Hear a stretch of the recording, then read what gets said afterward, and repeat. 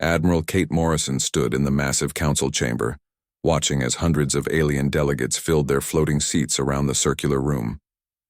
The Galactic Council station orbited Centauri Prime like a giant metal flower, its petals reaching out into space. She had been coming to these meetings for 3 years now, and every time the other species looked at her the same way.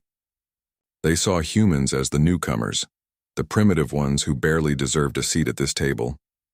Commander Jake Sullivan stood beside her, his tablet showing incoming messages from Earth Command. His face remained calm, but Kate could see the tension in his shoulders. Today was different from the usual trade disputes and border negotiations. Today felt like the end of something. Ambassador Veltar floated down from his platform high above the chamber floor. The Centauri were tall, thin creatures with silver skin that seemed to shimmer in the artificial light. Veltar had been dealing with human affairs since Earth joined the Federation 50 years ago, and he had never hidden his belief that humans were beneath the other species in intelligence and technology. The emergency session will now begin, Veltar announced, his voice carrying through the chamber's translation systems. We are here to address the territorial dispute in the Outer Rim systems. Kate knew this was coming. For months, the Centauri Federation and their allies had been making moves toward the human colonies in the outer systems. They wanted the mineral-rich worlds that human miners had been working for decades. The problem was that humans had legal claims to those worlds, claims recognized by Federation law. General Crexon stepped forward from the military section of the chamber.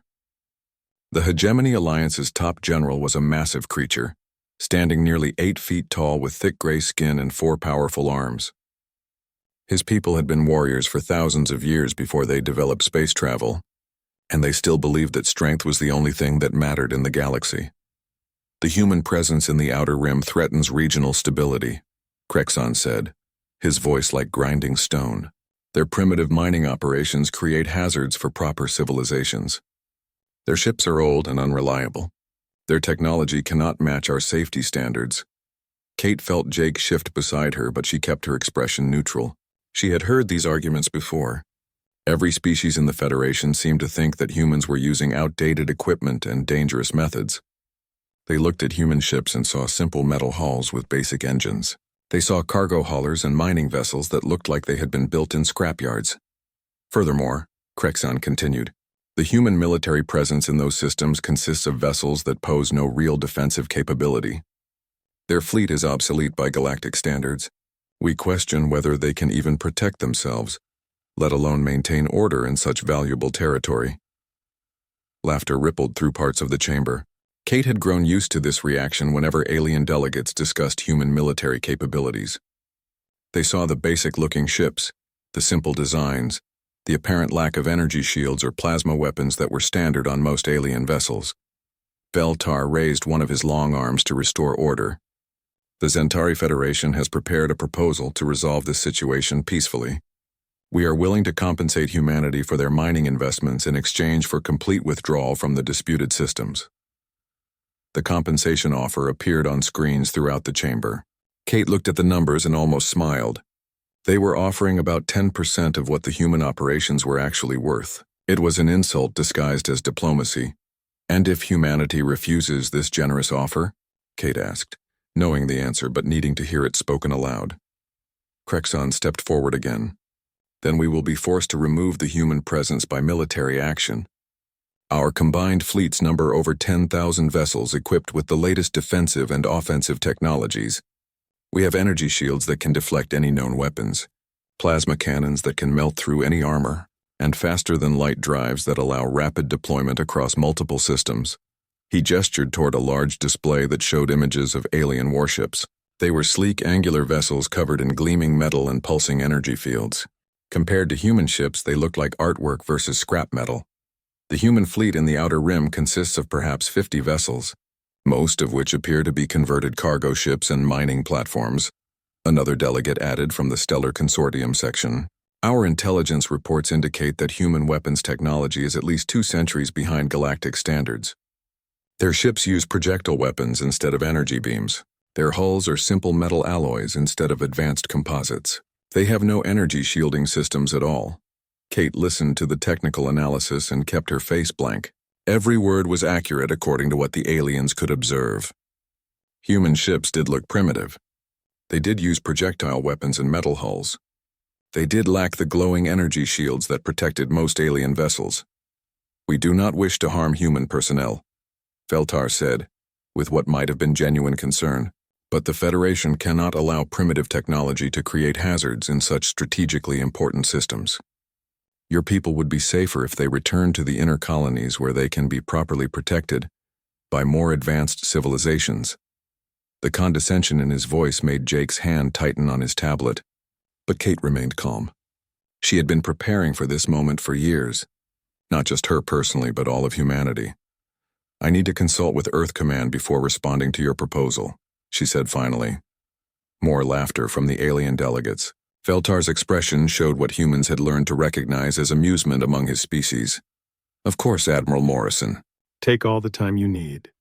However, we cannot delay indefinitely. The security situation in the Outer Rim requires immediate action." 72 hours, Kate said.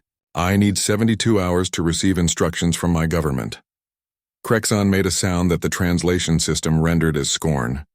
72 hours to decide whether to accept compensation or face military action against impossible odds. Your primitive vessels cannot stand against our advanced fleets. This is not a negotiation between equals. The general brought up another display showing side-by-side images of human and alien vessels. The contrast was stark. Alien ships looked like they belonged in science fiction, with smooth curves, glowing energy fields, and weapons that hummed with barely contained power.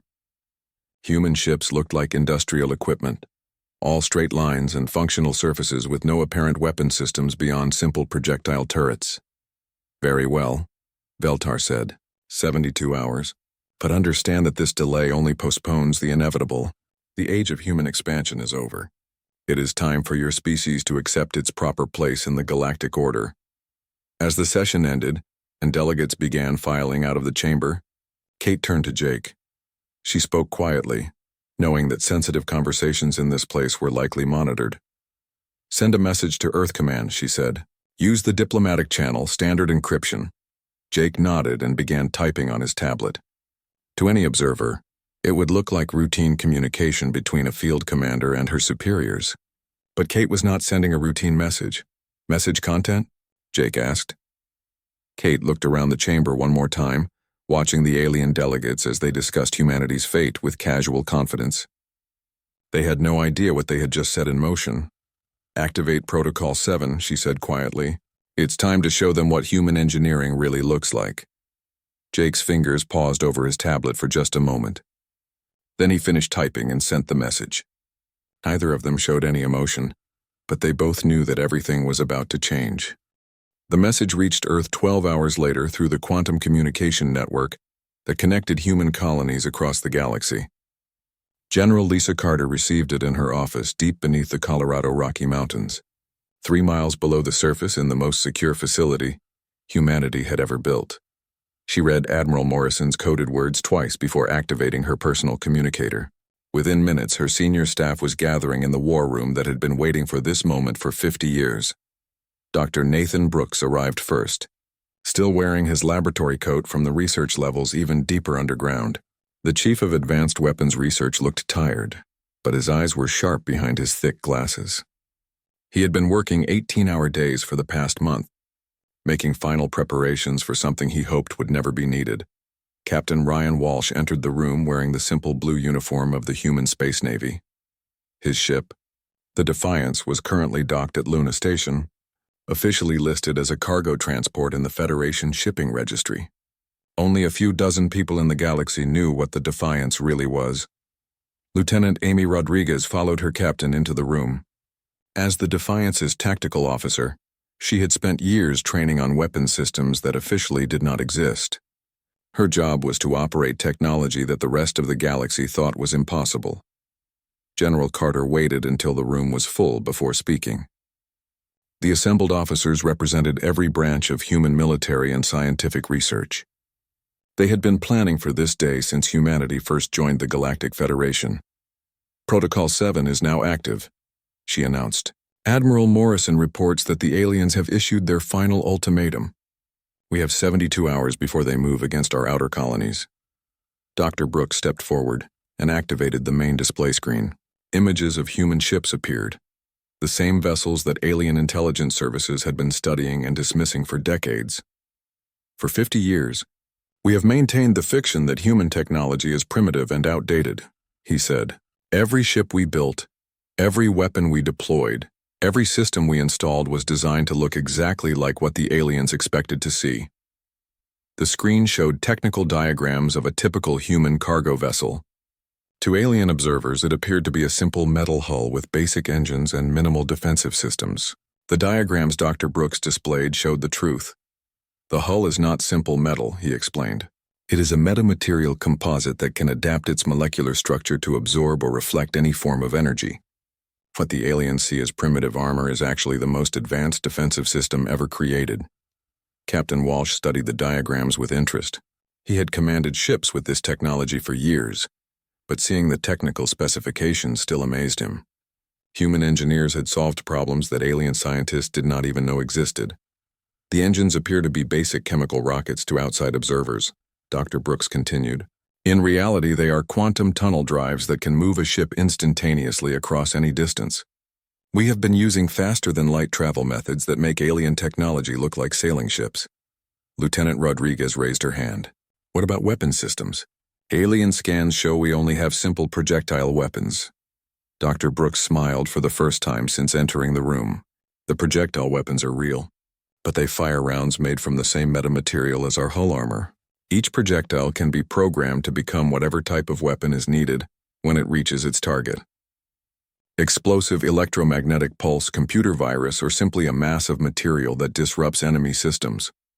The display changed to show weapon test footage that had been classified at the highest levels. A single human projectile struck an alien-style energy shield and somehow passed right through it as if the shield was not there. But the real secret, Dr. Brooks said, is not our weapons or our armor or our engines. The real secret is our artificial intelligence systems. General Carter nodded. This was the part of human technology that even she found difficult to believe sometimes. Show them Project Oracle. Dr. Brooks typed commands into his console, and the display filled with data streams that moved too fast for human eyes to follow. Every human ship contains an AI system that is functionally sentient. These systems can analyze any alien technology in real time and develop countermeasures instantly. They can predict enemy actions, hack alien computer systems, and coordinate with other AI units across the entire human fleet. Captain Walsh leaned forward in his chair. Are you saying our ships can think? I am saying our ships can think better than most biological species, Dr. Brooks replied. The AI systems have been learning and evolving for 50 years.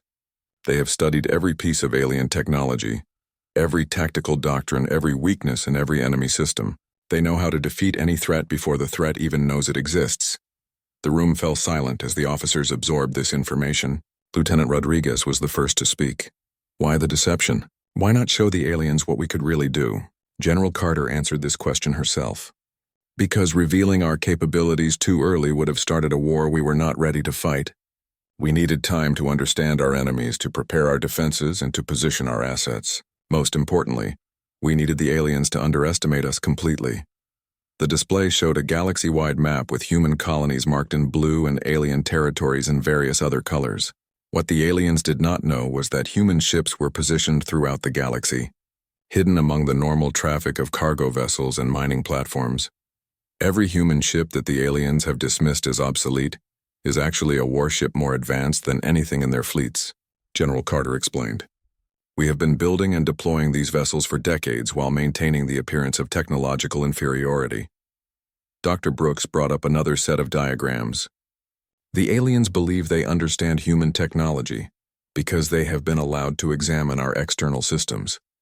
What they have never detected is that each ship contains multiple layers of hidden technology, sensors that can scan through any material, manufacturing systems that can produce complex equipment from basic elements, medical facilities that can cure diseases the aliens consider incurable. Captain Walsh stood up and walked to the display. How many ships do we really have? Officially, the human fleet consists of approximately 2,000 vessels scattered across our colonies and trade routes, General Carter said. Unofficially, we have been building and hiding ships for 50 years. Our actual fleet numbers over 50,000 vessels, each one more advanced than the most sophisticated alien warship. The number hung in the air like a physical presence. Lieutenant Rodriguez did quick mental calculations and realized that humanity had been conducting the largest military deception in galactic history. The aliens think they are facing 50 primitive cargo haulers, she said slowly. They are actually facing 50,000 invisible superweapons. Exactly, General Carter confirmed. And now it is time to show them their mistake. She turned to Captain Walsh. Return to your ship and prepare for combat operations. Coordinate with the AI systems to position human vessels throughout the affected systems. Make sure our people are ready. Captain Walsh saluted. What are our rules of engagement? General Carter's expression became serious. Disable, do not destroy. Capture, do not kill. We want to demonstrate our superiority, not commit genocide. The goal is to end this conflict so completely that no one will ever question human capabilities again. As the officers filed out of the room to begin their preparations, Dr. Brooks remained behind with General Carter. Are we doing the right thing, he asked. Once we reveal what we can really do, there is no going back to the way things were. General Carter looked at the galaxy map still displayed on the screen. Human colonies were scattered across hundreds of systems, filled with families who had built new lives among the stars. The alien ultimatum threatened all of that. We tried being the weak newcomers, she said. We tried fitting into their system and following their rules. But they will never accept us as equals as long as they think they can push us around. It is time to show the galaxy what humans are really capable of. The message went out through quantum communication channels to human ships across the galaxy. After 50 years of hiding their true nature, it was time for humanity to step out of the shadows. The Kepler 442 system had been quiet for decades, with only the constant hum of mining operations breaking the silence of space. Captain Ben Parker stood on the bridge of the Harbinger, watching his display screen show the approaching alien fleet. 200 warships moved in perfect formation, their hulls gleaming with energy shields and weapons that could level entire cities. Engineer Sarah Mitchell worked at her console, making final adjustments to systems that had never been used in actual combat. Her fingers moved across controls that officially did not exist, activating technology that the rest of the galaxy thought was impossible. She had designed many of these systems herself during her 20 years of service. Dr. Alex Turner watched from the civilian section of the bridge, his camera recording everything for the historical archives. As the colonial administrator for the mining operation, he had expected to spend his career managing ore shipments and worker schedules. Instead, he was about to witness the first real test of human military technology against alien forces. The alien fleet was commanded by Admiral Zixoth of the Hegemony Alliance. His flagship, the Dominator, was 3 times the size of the Harbinger and carried enough firepower to destroy a small moon. Intelligence reports said the Admiral had never lost a battle in 40 years of military service. He viewed this operation as routine cleanup work against primitive humans. Captain Parker received the incoming transmission and put it on the main screen. Admiral Zixoth appeared, his massive form filling the display. The alien commander had thick gray skin, 4 powerful arms, and eyes that showed no mercy for weaker species. Human vessel, you are ordered to surrender immediately, the Admiral announced. Your mining operation is now terminated. Your personnel will be evacuated to the inner colonies where they belong. Any resistance will be met with overwhelming force. Parker looked around his bridge at the crew he had served with for 5 years. They all knew this moment was coming eventually. The aliens had been making threats for months while human colonies prepared for the inevitable confrontation. Admiral, this system is human territory under Federation law, Parker replied calmly. We have legal mining rights here that were granted 50 years ago. We will not abandon our operations based on threats. Admiral Zixoth made a sound that the translation system rendered as laughter. Legal rights mean nothing when you lack the power to enforce them. Your single primitive vessel against my fleet of 200 advanced warships. The outcome is predetermined.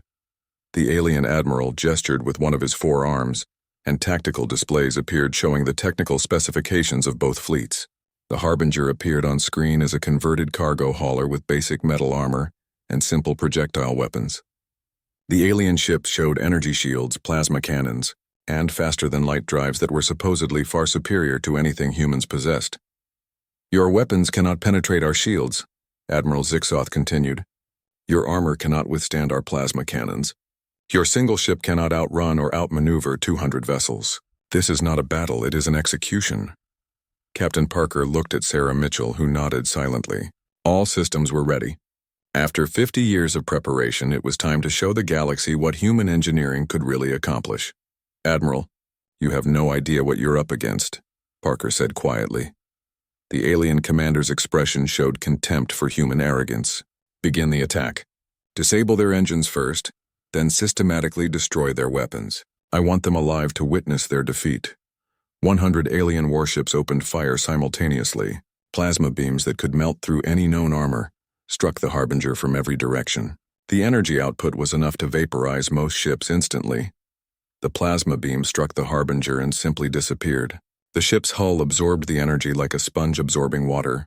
The metamaterial armor that the aliens thought was primitive metal began changing its molecular structure in real time, adapting to each new type of energy that hit it. Admiral Zixoth stared at his displays in confusion. His sensors showed that his fleet had delivered enough firepower to destroy a battle station, but the human ship showed no damage at all. In fact, the energy readings from the Harbinger were actually increasing as it absorbed more plasma fire. Impossible, he muttered. No armor can absorb that much energy. Sarah Mitchell smiled as she watched her systems work exactly as designed. The metamaterial hull was not just absorbing the enemy fire. It was storing the energy and converting it into power for the ship's own systems. The more the aliens attacked, the stronger the Harbinger became. Full defensive protocols active, she reported to Captain Parker. Hull integrity at 110% and climbing. The alien fleet increased their rate of fire, pouring even more energy into their attack. Plasma cannons that could crack planets focused their beams on the single human ship. The space around the Harbinger glowed with enough energy to light up entire star systems. None of it mattered. The human ship continued absorbing every joule of energy directed at it, while its crew worked calmly at their stations. Admiral Zixoth finally ordered a ceasefire, unable to understand what he was seeing. His most powerful weapons had no effect on what appeared to be a converted cargo hauler. His tactical computers could not explain how such primitive armor was defeating advanced plasma technology. Now it is our turn, Captain Parker said to his crew. Sarah Mitchell activated the quantum tunnel drive. The Harbinger disappeared from its position and reappeared directly behind the alien flagship. The movement was instantaneous, faster than any alien sensor could track. The ship's AI system, which had been analyzing alien technology for 50 years, took control of the offensive systems. It identified weaknesses in alien ship designs that their own engineers had never noticed. It calculated firing solutions that could disable enemy vessels without killing their crews. The Harbinger fired a single projectile at the Dominator.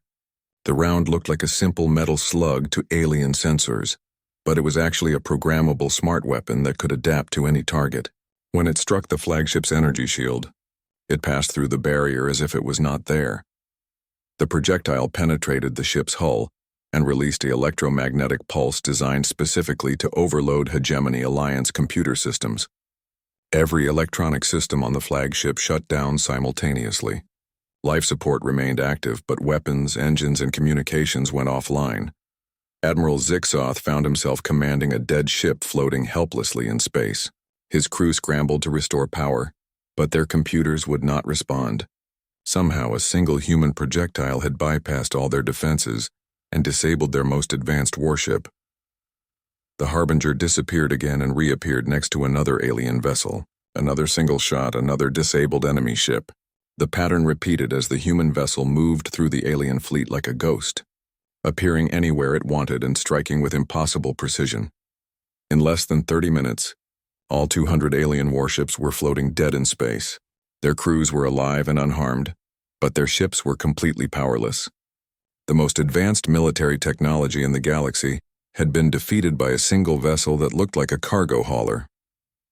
Dr. Turner recorded everything, knowing that this footage would change the course of galactic history. The age of alien technological superiority was over. Humanity had just announced its arrival as the dominant military power in the galaxy. Admiral Zixoth sat in his darkened command center, trying to understand how his career had ended in such complete defeat. His fleet had been neutralized without losing a single life, but the humiliation was total. The primitive humans had technology that made his advanced warships look like toys. Captain. Parker opened a communication channel to the disabled alien fleet. Your crews will be rescued and returned safely to your homeworlds, he announced. Consider this a demonstration of human capabilities. We suggest you inform your governments that future threats against human colonies will be met with similar responses. The first battle of the new galactic order was over before most of the galaxy even knew it had begun. News of the Kepler 442 incident spread across the galaxy faster than anyone expected. Within hours, every major news network was broadcasting footage of the impossible battle, where a single human ship had defeated 200 alien warships without taking any damage. The images showed disabled alien vessels floating helplessly in space, while the Harbinger moved between them like a predator among prey.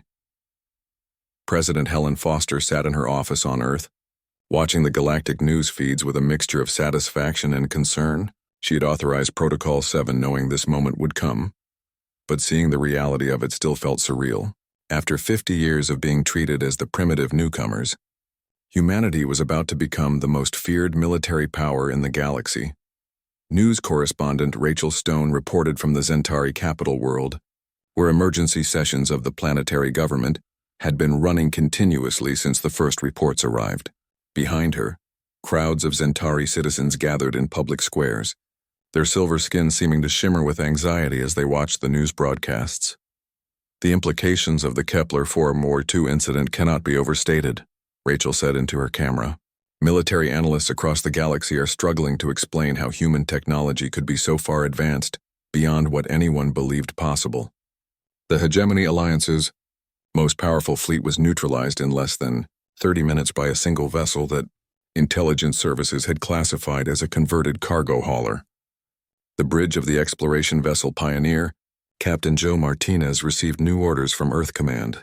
His ship had been conducting routine mapping operations in the frontier sectors, officially surveying uninhabited star systems for potential colonization. In reality, the Pioneer carried sensor technology so advanced it could map entire galactic regions in real time. Martinez activated systems that had been hidden from alien observers for decades. The ship's sensors began scanning space in ways that alien science thought impossible, detecting individual molecules across distances measured in light years. Within minutes, the Pioneer had produced detailed maps of star systems that other species would need years to explore properly. The demonstration was broadcast on open galactic channels, so every civilization could see it. The human ship identified the exact composition of planets dozens of light years away, detected the presence of life forms that other species had never discovered, and produced navigation charts accurate to the meter across thousands of cubic light years of space. Admiral Morrison returned to the Galactic Council station, but this time she was not requesting anything or defending human actions. She was informing the assembled delegates of new realities that they would have to accept. The balance of power in the galaxy had shifted permanently, and everyone needed to understand their new position. The council chamber was packed beyond capacity as representatives from every known species gathered to hear what humanity would say. The same aliens who had laughed at human technology just days earlier now watched Morrison with expressions of fear, awe, and desperate curiosity. The territorial dispute in the Outer Rim systems has been resolved, Morrison announced without ceremony. Human colonies will remain in place under the protection of the Human Defense Fleet. Any future threats against human settlements will be met with immediate and overwhelming response. Ambassador Veltar stood up from his floating platform, his silver skin pale with shock. Admiral Morrison, we demand an explanation for what happened at Kepler 442. Our intelligence services reported that human ships were primitive cargo haulers with outdated technology. How is it possible that such vessels could defeat our most advanced warships? Morrison activated a holographic display that showed technical specifications of human ships. But unlike the false information that alien spies had been gathering for 50 years, this display showed the real capabilities that had been hidden beneath layers of deception. For 50 years, humanity has allowed other species to underestimate our technological development, she explained. Every ship we built was designed to appear primitive while containing the most advanced systems ever created. Our hulls are metamaterial composites that adapt to any form of energy. Our engines use quantum mechanics to move instantaneously across any distance. Our weapons can disable enemy vessels without harming their crews. General Crexon, who had been silent since Morrison entered the chamber, finally spoke. This is impossible. Our sensors analyzed your ships. Our experts examined your technology. Nothing we observed suggested such capabilities. Your sensors saw exactly what we wanted them to see, Morrison replied. Human engineering has always focused on making our technology appear simpler than it actually is. While other species built ships that looked impressive, we built ships that worked better than anything else in the galaxy. The display changed to show footage from across human space. Ships that had been dismissed as obsolete cargo haulers were revealing their true nature. Medical bays that could cure diseases the galaxy's best doctors considered incurable opened their doors to alien patients. Manufacturing systems that could produce complex equipment from basic raw materials began operating at speeds that defied alien understanding of physics. Dr. Rachel Stone continued her reporting from different worlds across the galaxy, documenting the panic and confusion as established military powers realized their fleets were obsolete. Compared to human technology, some species called for immediate surrender to Earth. Others demanded emergency military alliances to counter the human threat. A few began preparing for desperate last stands against what they now saw as an unstoppable enemy. President Foster appeared on galactic communication networks, addressing the billions of beings who were trying to understand what humanity's revelation meant for their futures. She stood behind a simple podium in the White House, wearing a plain blue suit that made her look more like a school teacher than the leader of the galaxy's most powerful military force. Humanity does not seek to conquer or dominate other species, she said calmly. We developed our defensive capabilities to protect ourselves and our colonies from those who would do us harm. But we also developed these capabilities to protect others who cannot protect themselves. She gestured to displays showing human ships moving throughout the galaxy, but not as conquerors or occupying forces. They were responding to distress calls from colonies under attack by pirates, delivering medical supplies to worlds suffering from plague outbreaks, and establishing protective patrols along trade routes that had been dangerous for decades. The galaxy has operated under a system where the strong prey upon the weak for too long, Foster continued. Species with advanced military technology have used their power to exploit those with weaker defenses. This ends now. Captain Martinez received reports from human vessels across the galaxy as they revealed their true capabilities to alien observers. Trade routes that had been plagued by piracy for centuries became safe overnight as human patrol ships demonstrated their ability to disable entire pirate fleets without casualties. Worlds that had been under threat from aggressive neighbors found themselves under human protection, their attackers suddenly unwilling to risk confrontation with technology they could not understand. The old galactic order, based on military intimidation and technological superiority, crumbled within days. Species that had dominated their regions for millennia found themselves begging for human protection against enemies they could no longer defeat. The Hegemony Alliance, which had threatened human colonies just a week earlier, formally requested defensive assistance from the very humans they had planned to attack. Ambassador Veltar approached Morrison after the council session ended.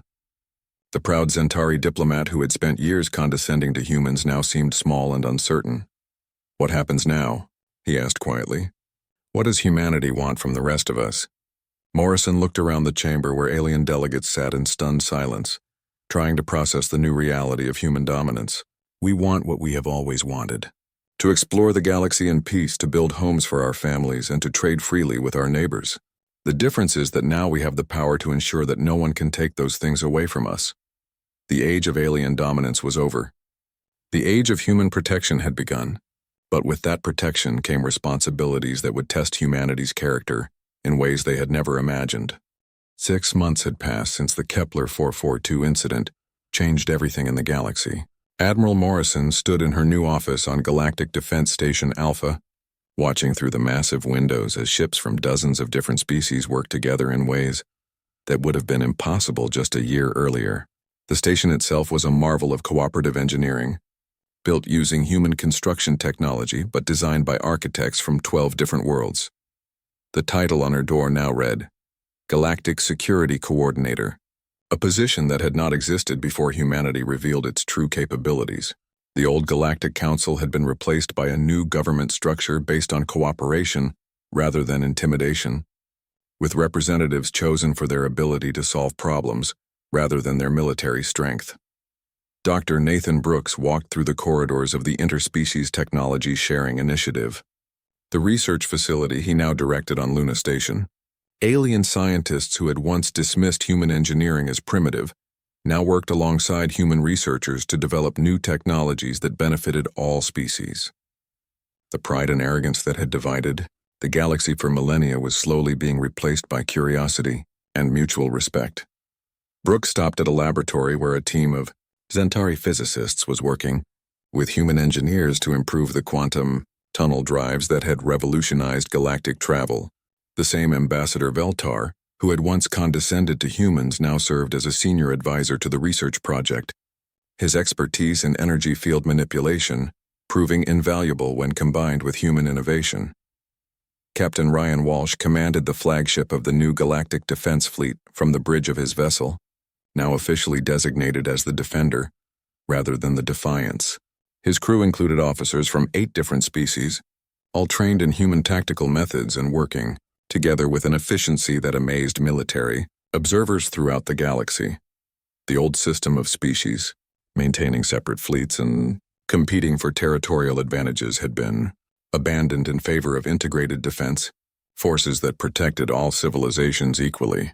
Walsh's ship responded to distress calls from any world regardless of which species lived there, and his mixed crew had become a symbol of the new galactic unity.